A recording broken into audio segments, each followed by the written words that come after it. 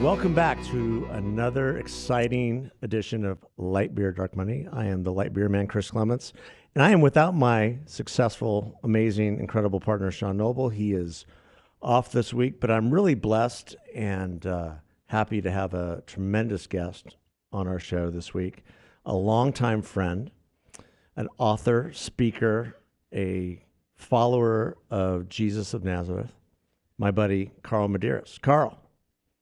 Wow. I like that. You like that? That introduction, that'll do. That'll do. That was everything pretty much. Mostly your friend. Yeah. Well, I'm proud to call you my friend. And our friendship began, probably a decade ago when I'm looking at your book, your seminal book, the book that really started it all. Well, there's a couple books that started it all for you.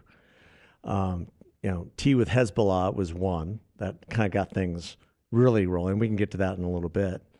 But it really was speaking of Jesus and this idea that Jesus is a very approachable, very real, very understanding part of your life. And I was in a place in my life when that book was handed to me by our friend, Brad Smith, who said, "Hey, Chris, you need to read this." And I said, "What do you mean?" He goes, "Well, this is kind of up your alley in terms of how you think about religion and how you think about Jesus and how you want to approach Jesus as something that's not entirely based in religion." And I grew up in a family with all sorts of religions, with Southern Baptist and Catholic and Armenian Apostolic, and was raised an Episcopalian. And so there was all these camps and circles that I grew up in, and was judged according to those camps and circles. And I read your book in the first part of the book, and I was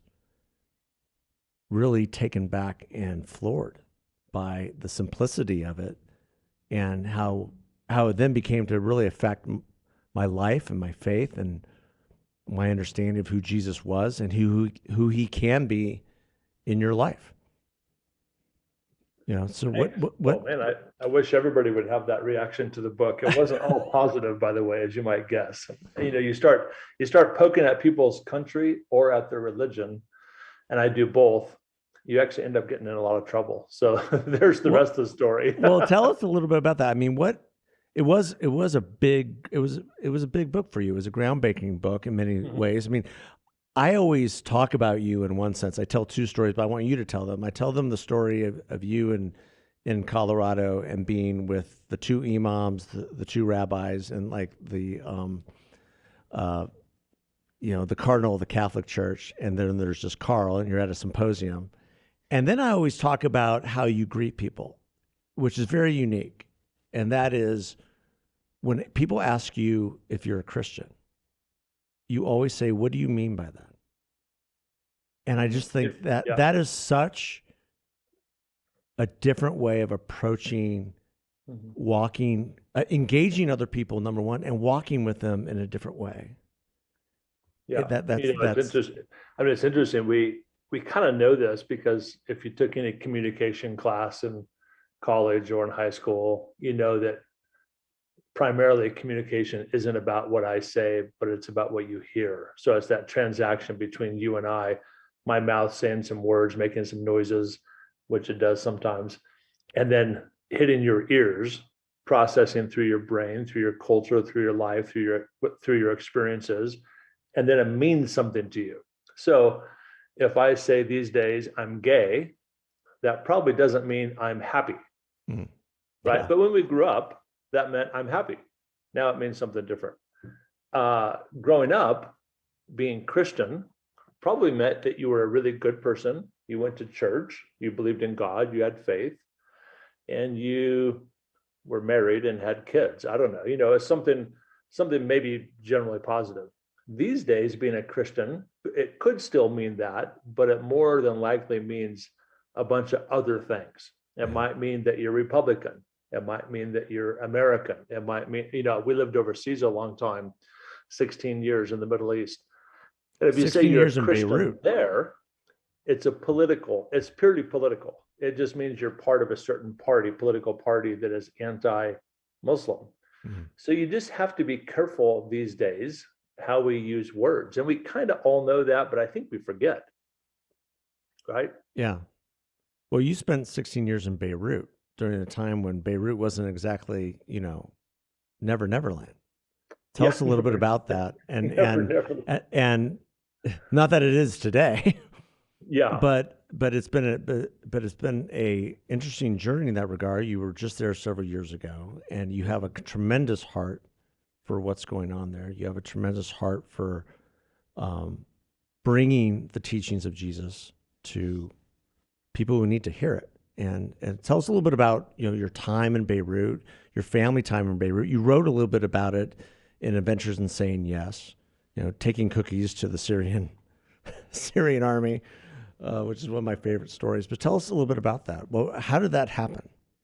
Yeah, I mean, I think we went, it's almost hard to remember now, 1992, we went over as fairly traditional Christian missionaries, and we're from Colorado. So my wife and I, my wife's name is Chris, my name's Carl. So we were Christians from Colorado, named Carl and Chris. There were lots of C's in that sentence. And we kind of went there announcing Christianity as if nobody had ever thought about that before or had ever heard about Christianity. And then we realized that all of the Muslims that we were meeting didn't want my religion. Somehow I missed that memo. Like in my missionary training, nobody told me that nobody wants our religion. They already have a religion. Most people in the world have a religion. Now there are atheists and agnostics and stuff, but that's actually a relatively new thing. Most of the world has some religion. They're Jewish or Muslim or Christian, Catholic, Protestant. They're Hindu or Buddhist or animist. They have some kind of religious affiliation. And most people don't need more religious identity in their life. They don't need more rules and regulations. And we know that, but we just forget. So we very quickly realized maybe we should stop talking about Christianity and just talk about Jesus. So I've actually become, as you know, Chris, very ruthlessly Jesus focused, sometimes maybe to a fault, because then I get accused of all kinds of theological heresies of being Jesus only and all kinds of other things, but I just realized that in America too, not just the rest of the world, people don't understand what you mean when you say I'm a Christian. So then why do we use that word ever? I don't ever say I'm a Christian. More and more, I don't even say, what do you, if they say, are you a Christian? I don't even say, what do you mean by that? I just say no. And that really confuses them. And then that's fun, because I think you can't teach somebody a new thought until you first confuse them of their old thought. So if I just say I'm a Christian, they have all kinds of thoughts about what they think I mean by that, which are probably wrong, or maybe they're right, or 50-50. But it's just more fun to say no. And then they say, well, what are you? And you think about how funny that question is. What are you? Well, I'm a person. I'm a human. I'm a guy. I'm Carl. I don't know. I'm married to Chris, father of 3. I mean, what do you mean? Are you asking what kind of religion I am, or what faith I have, or my deep core beliefs? I mean, tell me exactly what you're asking, and I will answer the question that you're actually asking. Because I think we answer questions that people aren't asking all the time. Well, and they come to those questions with their own biases, their own life experience. They do. So when somebody asks you, "Are you a Christian?" I mean, I'm starting to have these conversations with my kids, my young kids, because they'll ask me, "Well, Dad, aren't we Christian?" I said, "Well, there's maybe a better way of answering that, because you come from a long line of different traditions that sometimes are really competing traditions within Christianity." And so one thing I've been instructing them a little bit on is some of your words, say that I'm a follower of Jesus, and that elicits a whole nother conversation. It does. And they'll say, what religion is that? And I'll say, actually, it's not a religion. And I'm not even anti-religion. I think religion serves a purpose. It actually serves lots of purposes. It coalesces a society. It brings people together. You have shared values and beliefs and stuff that are often very helpful. So I'm not anti-religion. I just think the point of Jesus's time on earth had nothing to do with religion, like literally. And it's fun to also remind people that Jesus wasn't a Christian. Yes. He wasn't white. He wasn't American. He wasn't a Southern Baptist. He wasn't from Texas. Oh, sorry. Okay. I can't poke fun of everybody here, can I? But you know what I mean? He was a short, brown-skinned Palestinian Jew. He was Jewish by religious tradition, and he was from a region the Romans called Palestine. So again, just to be an equal opportunity offender, it's fun to say that he was a brown Palestinian Jew. Yeah. And that's that gets everybody true. Just disproportionately right. riled up. Exactly. Get the race issue in there, the religious issue, and that national issue, all in one fell swoop with one sentence. You realize Jesus was Jewish. What? Right. By the way, By the way.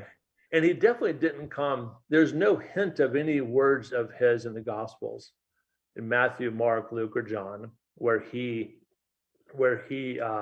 like announces a new religion based on his last name, Christ, which wasn't his last name. And so there's just there's no part of Christianity anywhere in the Bible. There's nothing. There's followers of the way, there's followers of Jesus, there are disciples, they called themselves different things. Mostly they were wandering around confused and didn't know what was going on. And Jesus mostly didn't tell them what was going on. So all the ways that we do it today in most of our churches where we explain everything to people, we find Jesus doing none of that. He actually spoke in parables so that they wouldn't understand. He confused people constantly. He called people to be with him, to follow him, and to have this allegiance to a counter-cultural, counter-national identity, the kingdom of God, which superseded the Roman Empire, the Jewish church, so to speak, the Jewish synagogue, the Jewish empire, the Jewish temple. It superseded everything. It came. The power was underneath, not over on top of, and so he flies in the face of our culture here in America today, our Christian culture in America today, who wants power, we want so badly to be back in charge of things. And we don't know how to handle things the way Jesus did. And so we just need to look back to his life and learn from him, which he invites us to do. And yet it's hard for us, right?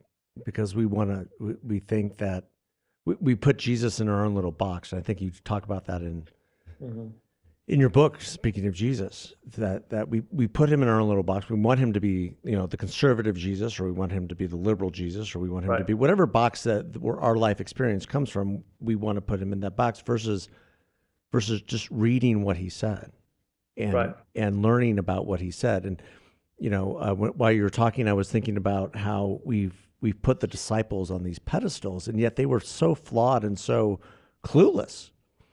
There's a pastor in Ohio, his name's Alistair Begg, and he's always making fun of the disciples about just how completely clueless they were about who Jesus really was. Yeah, that's right. I love, actually, I like Alistair Begg a lot. He's cool. I love his accent. He's Scottish. Yeah, it's amazing, isn't it? But yeah, I just think that if we could get Alistair back to the ways and great teachings of Jesus, it would solve, like literally solve everything. And one of the ways I found is best to do that for me, and to try to figure out what is my religion of Christianity that I don't really like anymore versus what's the ways of Jesus, is to have somebody else who doesn't know anything about Christianity or about Jesus, have them read something and tell me what they think it means. Because I almost can't read the Bible anymore without reading into it my American evangelical Christian upbringing. I mean, it's just, that's part of who I am. And I'm not trying to deny that part of me. That is part of who I am. And there's good and bad with that, like most parts of all of us. But it's fun to have like a Muslim read, let's say, Matthew chapter 7, the last chapter of the Sermon on the Mount. And it starts out with the verse we all know and love and then don't do, which says, do not judge. And of course, we like that, especially when it's about us. We don't like people judging us, but it's hard to do that. And then just watch their face when they read that, do not judge, because in the way that you judge, you will be judged. And then just watch them interpret that through their eyes, their lenses of, just freshness. They've never seen it before. They can't believe, or when he says, love your enemies, do good to them, bless them. Luke chapter 6 says, give to your, it says loan to your enemies without expecting return. So a loan with no return, I think, is called a gift. So give stuff to your enemies. So when do we actually work that out practically? I mean, right now, Now, how do we look at our enemies, either nationally or personally, in such a way that would motivate us to give them stuff? Because Jesus knew his politics were brilliant. Jesus was very political. He knew that if you keep loving and blessing and giving stuff to your enemies, they will stop being your enemies. Brilliant. Yeah. But we don't do that. No, it's so hard. It's hard in our culture, and I think Christians or I wouldn't call them Jesus followers, just the political Christians in our culture really feel desperate. They feel like they're losing the culture to everything that's going on, and they feel that they have to do something, anything. That's right. And you just described that very well. The Christians of our culture, people that are just kind of churchgoers who wear that identity of Christian, do feel like the culture is being taken from them, and they want to get back to the good old days, get back to the way it was, make America great again. Yeah. Oh, whoops! Did I just say that?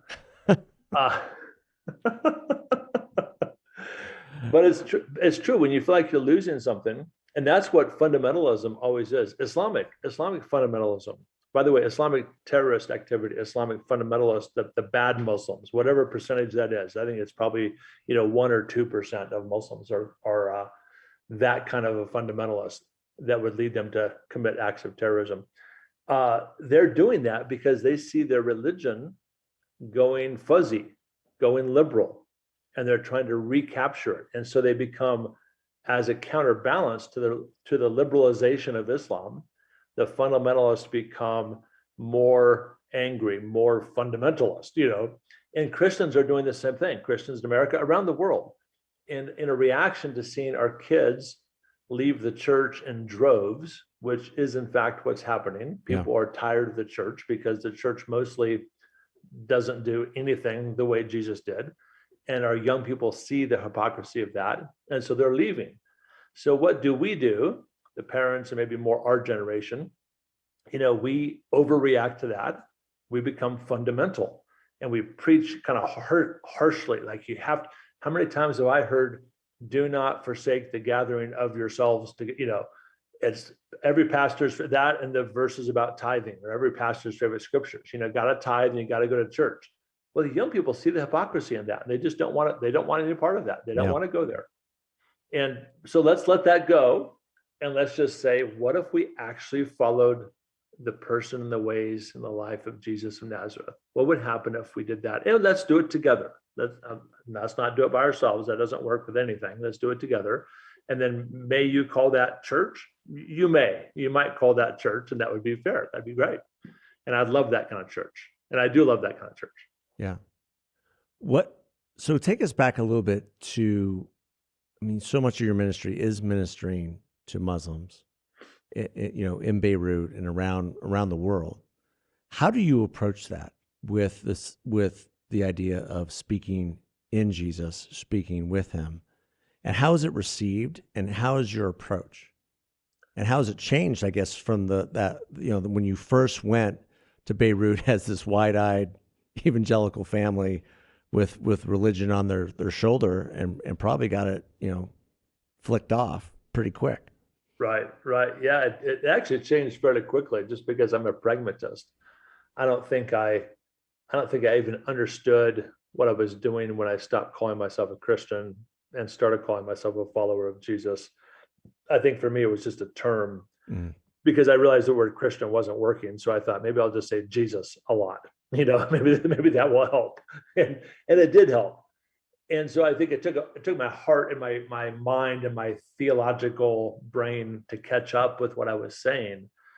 But it did over time. And I think the difference is profound. And Chris, it's not just profound with Muslims, it's profound with our neighbors right here in the States. It is profound everywhere in post-Christian Europe.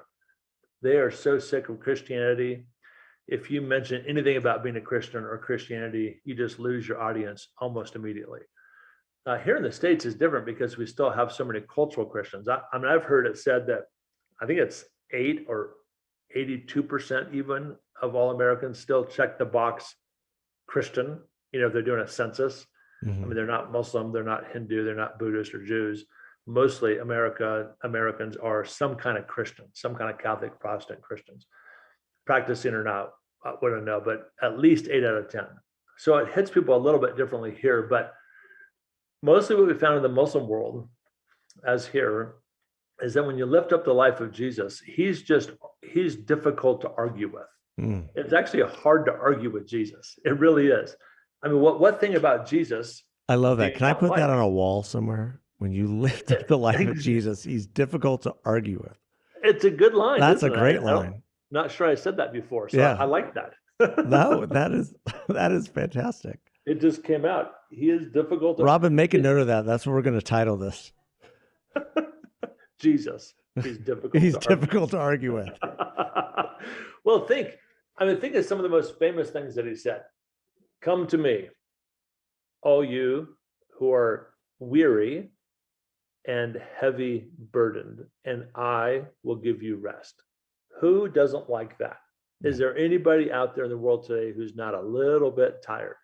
Well, guess what? The good news is Jesus. Or what about, think of it. What about do not judge? What about do not worry? Jesus has good news. Hey, you don't have to worry. Why don't you have to worry? I got it. I got this. You don't have to. Good news. You don't have to judge anybody. I got that. Good news. You don't even have to worry about where you're going to sleep or eat or what kind of clothes you're going to wear. You don't have to worry about who you're supposed to love, because you're supposed to love your neighbor. And then when Jesus tells us who our neighbor is, he uses a story of a bad person rescuing a good person. He confuses the whole thing. It's the Samaritan who rescues the Jewish guy. And it confuses everybody. So basically, Jesus is saying your neighbor is anybody and everybody you come in contact with. If they're your enemy, guess what? Love them. If your physical neighbor, love them. Spouse, love them. Children, love them. Muslims, love them. Other Christians, the hardest for me to be really vulnerable, the hardest group for me to love right now is my own tribe. Yeah. Kind of conservative evangelical American Christians annoy the hell out of me. Am I allowed to say hell? Oh, we've said much worse on this podcast. Oh, okay, and we're like faith, freedom, free enterprise, and there's another F word there that my partner throws in every once in a while. F words. Good, yeah. I like that. I won't. And I look at him cross-eyed and I go, "You realize there are children listening, perhaps, like mine." Oh yeah, I'm sure you have a huge children following. No, just when I'm in the car. Yeah, with your kids. So yeah, I think everything about Jesus is amazingly, provocatively good news, and really he's difficult to argue with. So when you lift him up, when you talk about him, and don't force him into your Christian religious ideal that we grew up with, maybe, but just let him stand on his own terms. Retell a parable. Retell one of his parables. I mean, think about it. God comes in the flesh and spends 3 years walking around saying stuff.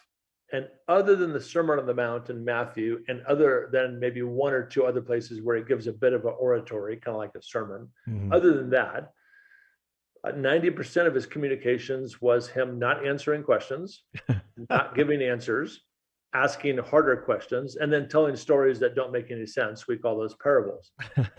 And then everybody was confused, and then Jesus just walked away. And then they're all looking. I mean, you could just see the disciples going, "What just happened?" Yeah. And then we are tempted to say, and I've heard pastors say this for years, Jesus spoke in parables because parables are easy to understand. And no, Jesus actually said, I speak in parables so they won't understand. Because in my opinion, the understanding came later. Exactly. What came later came when the Holy Spirit came. When the Holy Spirit came. Yeah. And began with Jesus's walk with Peter. And Peter's redemption on the beach, which is my favorite book of the entire Bible. Isn't that the best? That's just Peter spits on Jesus, and then that happens. I just love that. Well, and the reason I like it, and we're going to digress for a second, is there's this idea that, once Peter betrays Jesus, we don't hear from him.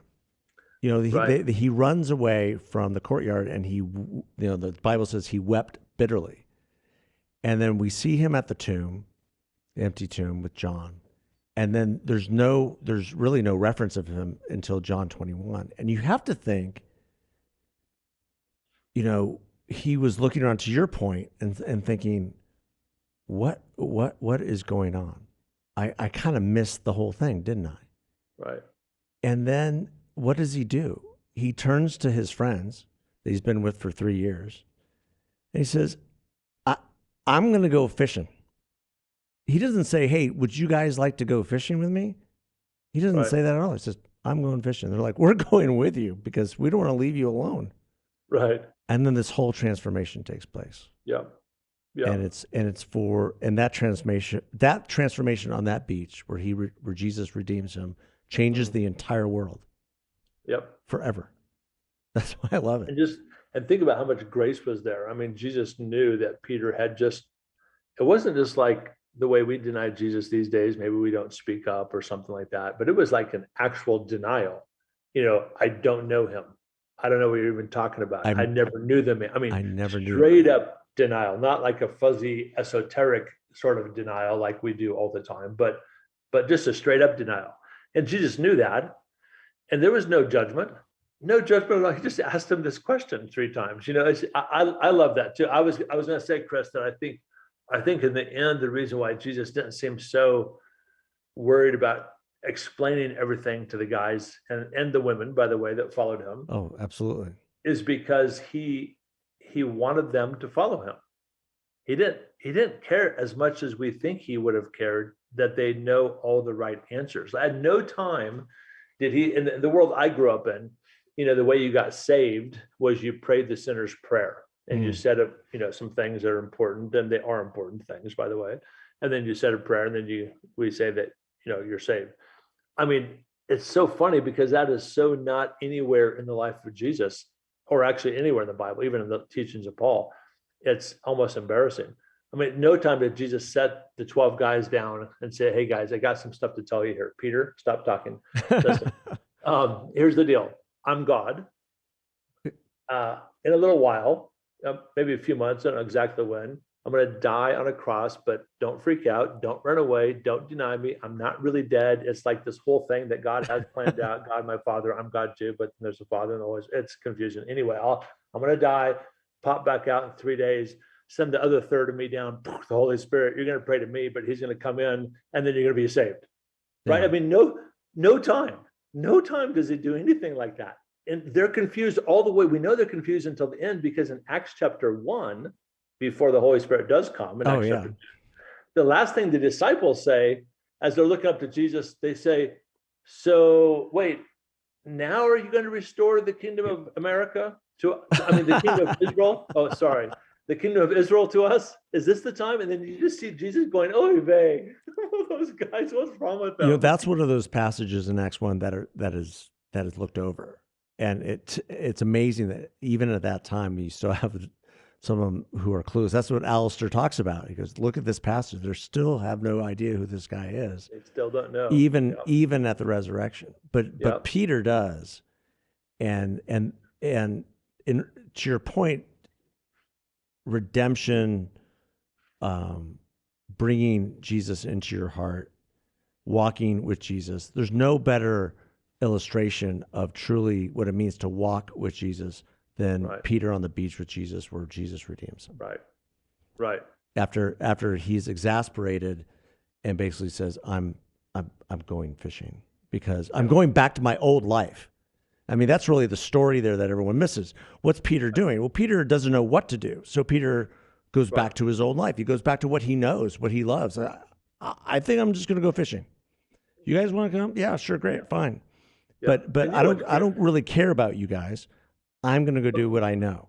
But what's great about that, Chris, is that Jesus doesn't condemn him for that at all. He doesn't chastise him. And I feel like sometimes, because I do the same thing, I go back to what I'm comfortable with. When I get confused and I don't know what to do, which happens often, I go back to things I'm comfortable with. I'll even go back to theology. If I get in a conversation with somebody and I feel like I'm not doing very well, I flip right over and do all the things I'm telling you not to do, and get preachy and become judgmental and become condescending because I think I'm smarter than that person is. And then, I do the things I'm not supposed, because I'm comfortable. I'm comfortable in theology. If you want to have a theological argument with me, You'll rock it.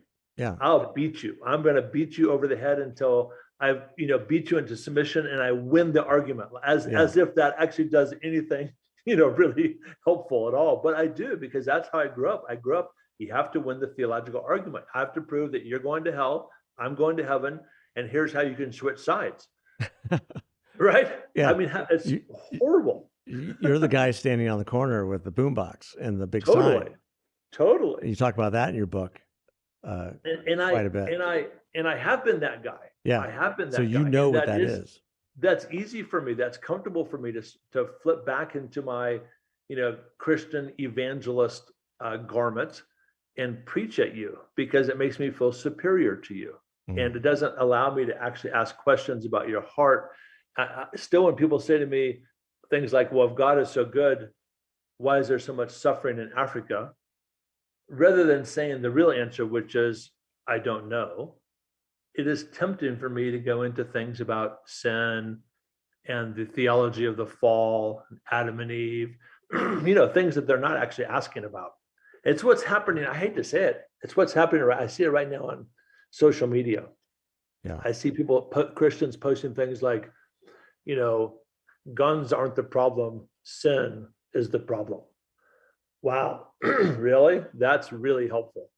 Just really stupid stuff that fits in one sentence, that's one liner that fits on a bumper sticker that somehow makes them feel better about what happened in Texas. Yeah.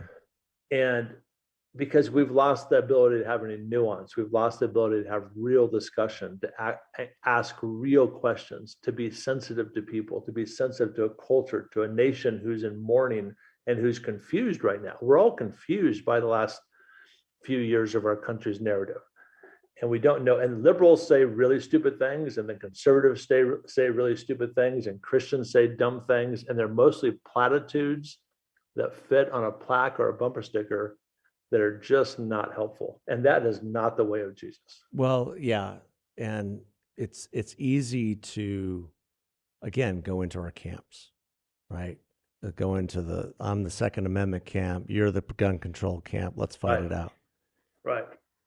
Versus looking at, some of the reality of these situations. Yep. And I'm glad you brought it up, but looking at what happened in Texas, looking at what's happened over the last decade with a lot of this, is the common denominator, right, is young men, fatherless, godless, hopeless, directionless, and it just breeds upon itself. And to your point, social media, a bunch of other influences, but we have and this might even be too simplistic, but a lot of it comes down to godlessness. And how do you answer that? Sure. The father is supposed to be, and I struggle with this, the father is supposed to be the embodiment of God in the family. Mm-hmm. And if the father is not aligned with the Father and not bringing that to his children, you have chaos. And that's what we're experiencing. That's what we're experiencing. And how many, the brokenness of the families are, intense, and we all know it. And so what can we do to bring help? Well, we know what not to do. We don't speak in platitudes. Yeah. We don't speak in one-liners. We pause for a long time before we make pronouncements about things like what happened in Texas. We don't immediately go to social media and say, if we had banned all the guns, this wouldn't happen. Or, the opposite.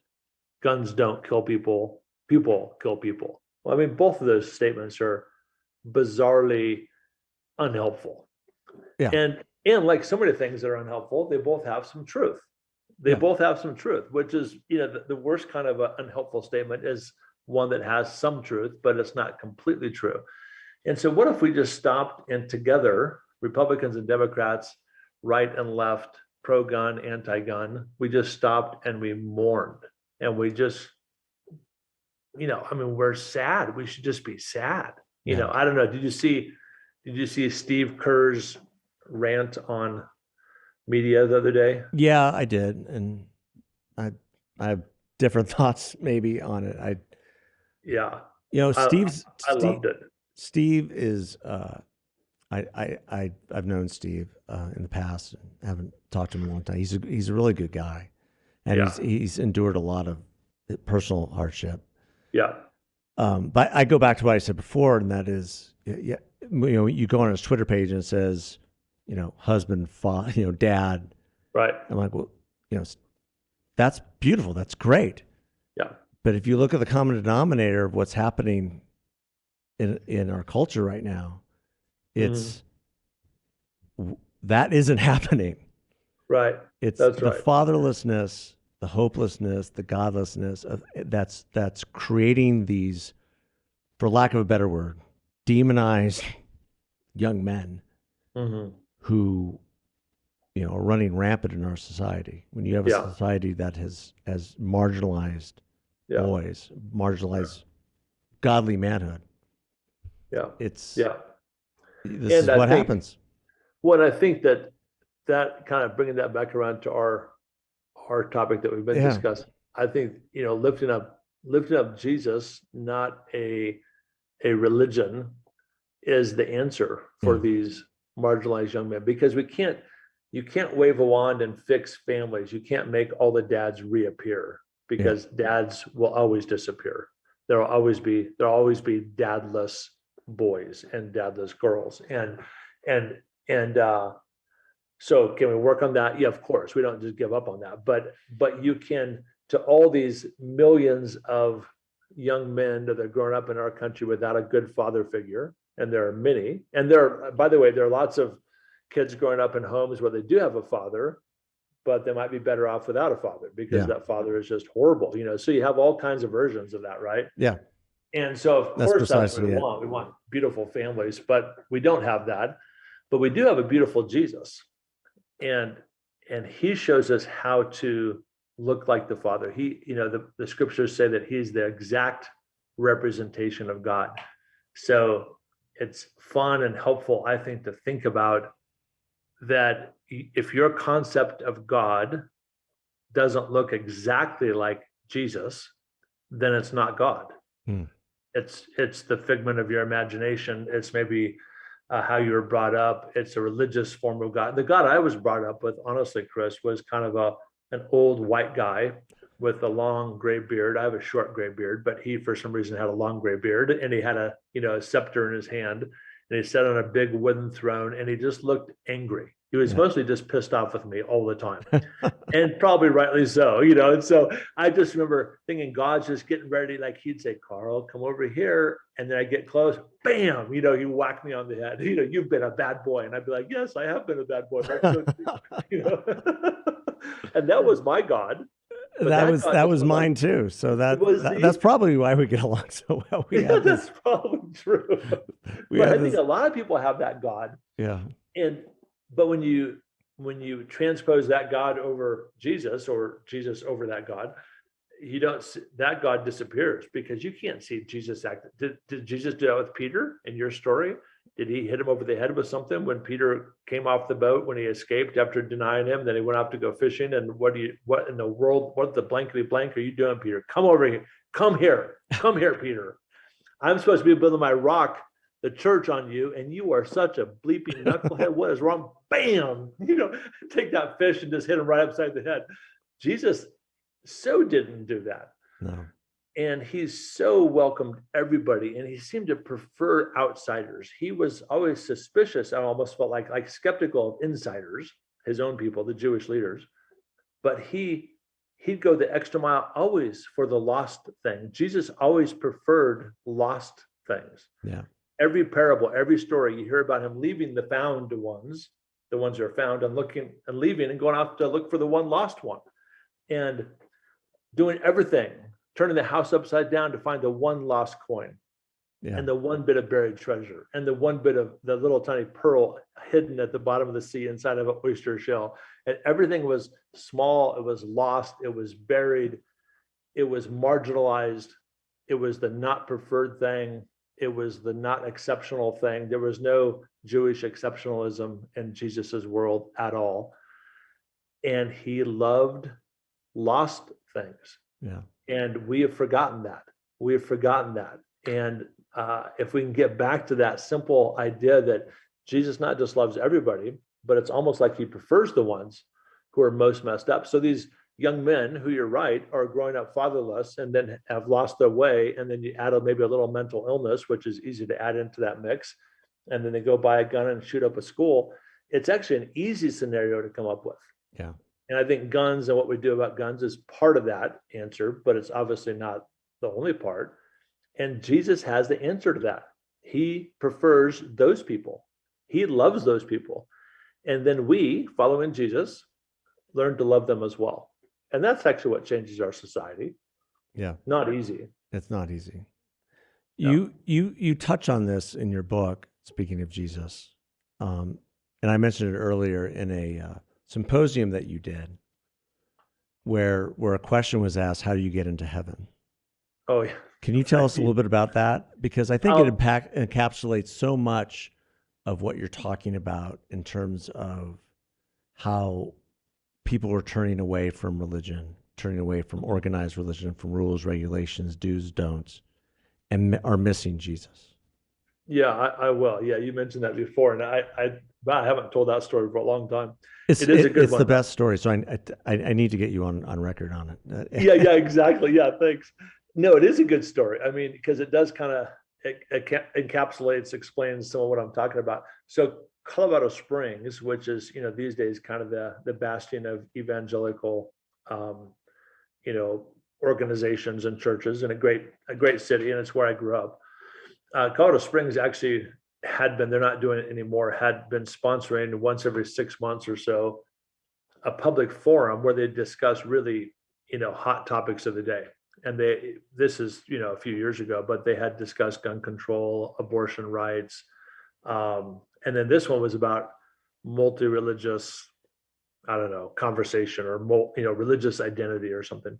So they asked 2 Muslim imams and 2 Jewish rabbis, one man, one woman, myself, and the Catholic Archbishop of that part, Colorado Springs, to do a panel. So there were 6 of us, and I was on the left side on one end, just happened to be, and there were about 1,000 people there in this hall, and it wasn't a religious. It wasn't a Jesus-centered event. It was actually just a public forum that was more political than anything.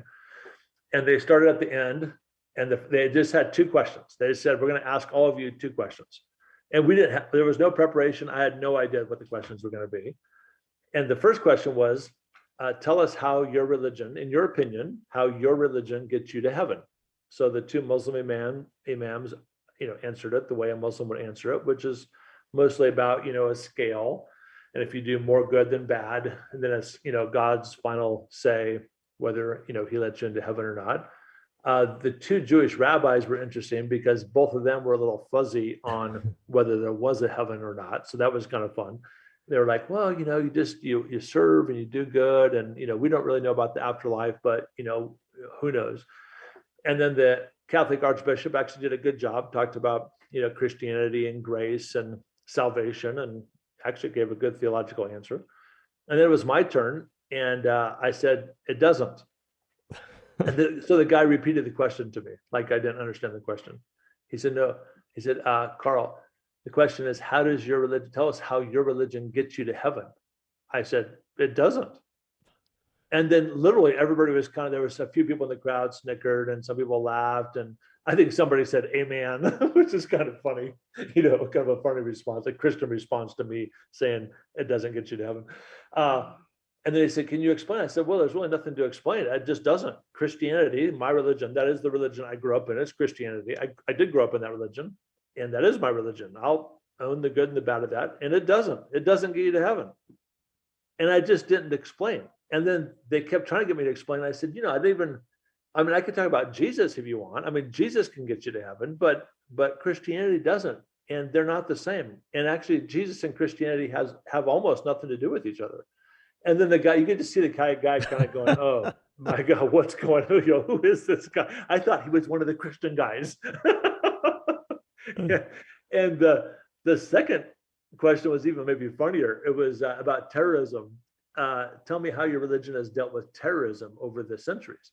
And so the two Muslim guys, as you would guess, were kind of defensive about it. And they're like, well, I mean, that's not really Islam. And, which is what a Muslim should say. And I would say that's actually mostly true. And then the two Jewish ones were a little more offended. And so they came out with like an offensive. So the Muslims were defensive and the Jewish guys were a little bit offensive. Sure. And then the Catholic priest said something about, love and grace, and it was good again. And then it was my turn. I said, my religion, Christianity, the religion of Christianity that I grew up with, hasn't done very well. Actually, it's been on the wrong side of terrorism a lot and has committed atrocities in the name of Christianity as much as any other religion, and probably more. And I said, what Jesus did, however, now that I'm on this track, what Jesus did is he brought some of the bad guys right onto his inner circle, right onto his team. He brought a zealot, he brought a tax collector, and he brought a traitor. 3 guys, 3 of his 12 could be argued were actually terrorists themselves. And so what Jesus does with terrorists is he loves them, he brings them close, and in doing so, he changes their lives. And anyway, at the end of the conversation, we're all done. The Muslim imam on the end, I'd never met him before, made a beeline to me, came up to me, shook my hand vigorously, and he said, Mr. Carl, he said, you know that you had an unfair advantage. And I said, why? What was that? He said, well, while the rest of us were just defending and explaining our religions, you talked about Jesus. That's totally not fair. He started laughing and gave me a hug. I think in the book he said, you cheated. You cheated. That's you right. Cheated. You cheated. You can't do that. That's not fair. You're going to get us all talking about Jesus now, which levels the playing field, right? I mean, exactly. He's the great leveler. That's right. Everybody will argue about their religion. Right. You wrote another book, and we don't have a lot of time left, but in closing here, the last couple of minutes that we have, which was kind of the next step of this idea of embracing Jesus, your walk with Jesus, and how to engage others, and that was 42 seconds. Yeah. That you have a certain amount of time to really engage somebody and embrace the Great Commission, right? Mm-hmm. Tell us a little bit about that in the time we have remaining, about how we can be better at that. Given what we've already talked about with the horrendous tragedy in Texas and just around there's going to be tragedies that happen today we don't know about, and yet we have an ability in our own sphere, in our own walk, to change people's lives. Yeah. My book, Speaking of Jesus, and I think you're right to say that was probably my groundbreaking book, or your whatever. Opus. Yeah. I mean, that's kind of what I'm known for, that this idea that we've been talking about, that we lift up Jesus, not Christianity. And but the biggest critique that I thought was a fair critique of Speaking of Jesus is people would read the book and they'd say, yeah, wow, I'm totally on board. Let's not talk about our religion. Let's talk about Jesus. And I always thought that, but I didn't know how to say it. And I agree. But then they would say, so then now what do I do? Like, so I'm talking to my neighbor, and my neighbor says, hi, across the back fence. And you seem to take it to Jesus very quickly and easily, but I don't know how to do that. And so I, kind of half jokingly, I say, well, by the way, first of all, when somebody says hi to you, a good response is hi. You could say hi back. You don't have to say Jesus, when somebody says something else. But I wrote 42 seconds really, and it's my most recent book. It's the last book. So I think I have a couple books in between, but I finally figured out I probably need to make it a little more specific for people, because I am a natural. I'm a natural at sharing it's just easy for me. I'm bad at lots of things, by the way, actually bad at most things, but I'm really good at turning conversations to Jesus, but most people aren't, and they're intimidated by that. So I wrote a book that has just 5 sections, and each section has 5 chapters, and they're short and they're very practical. And yeah, the 42 seconds title comes from, I don't know why I had this crazy idea one day, but I thought, what if I timed all the conversations Jesus had? So not his narratives, not his orations, like, the Sermon on the Mount, but just the conversations. What if I timed them and read them out loud? And so I did that. And it turns out, according to the scriptures, if those were the actual, conversations he had, which may or may not be the full, manuscript of the conversation, but let's just say it was, the average length of his conversations was 42 seconds. Yeah. Thus the title. And kind of the idea that we have tons of short conversations every single day, whether we're at, Starbucks getting a coffee and they say, "Hey, how's your day going?" And then you say something and they say something back. I mean, that's a conversation. It's maybe not a very deep one or a very helpful one, but it's a conversation. And so how do we take those conversations and make them just a little bit more Jesus-y that might lead somewhere that could be helpful for the person or for you? That's what that book's about. Yeah. It's fun. I actually like that. It actually might be my favorite book, even though it's not my bestseller. It might be my favorite book. It's a tremendous book of putting into practice exactly what you were speaking about in speaking of Jesus. I mean, that was yeah. I thought you encapsulated well. Like, okay, well, all right, now I have this new toolkit. Now what do I do? Right. And how do I use it? And what do I do with my neighbor? What do I do with my family? What do I do with my friends? And right. It was tremendous. Yeah. So, yeah. Well, thank you so much for being on today, my friend. This is fun. You are an amazing man, amazing follower of Jesus. And I am so grateful for your friendship that's happened over these many years, and really encouraged by your ministry, encouraged by what you're doing, with your wife all over the world. And thanks, and thanks so much for being here. You're awesome. Thanks. It was fun. Yeah. And be praying for you, and be praying for our country right now, for sure. Yeah, for sure. Yeah. Well, thanks. God bless you. Thanks, buddy.